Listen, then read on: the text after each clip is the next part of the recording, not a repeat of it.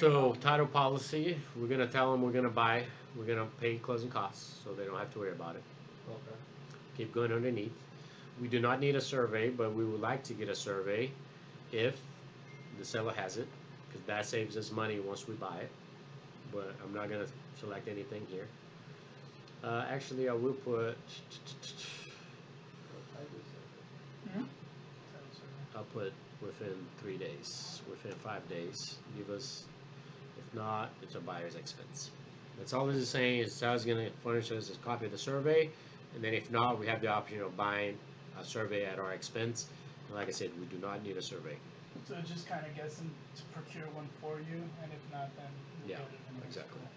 So membership is not in a HOA. If it was, we would click here and then we would add an addendum for that.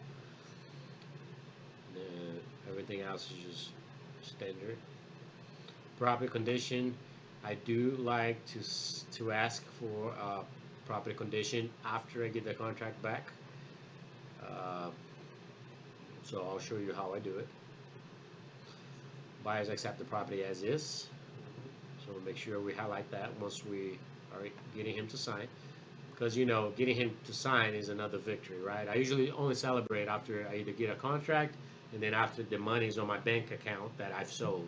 Because there's a lot of bit in between. So residential service contract, we don't need a warranty. Closing, let's just go with 21 days for now, especially if we're gonna be closing it ourselves. So 21 days for now is 21st is a good day.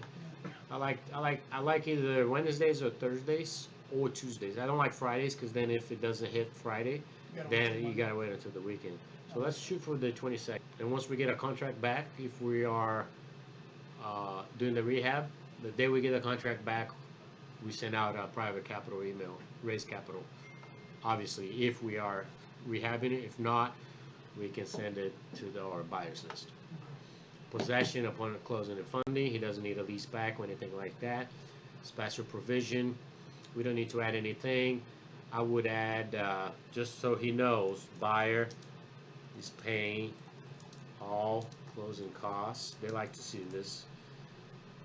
Buyer is paying all closing costs. Seller is responsible. All this stuff that we don't like to do, but it's good to know when people do it to you and the power that you have on the transaction, right? Wow. So once this is good, I'm gonna save it. You gotta understand the ethics so you can be ethical. Exactly. You gotta know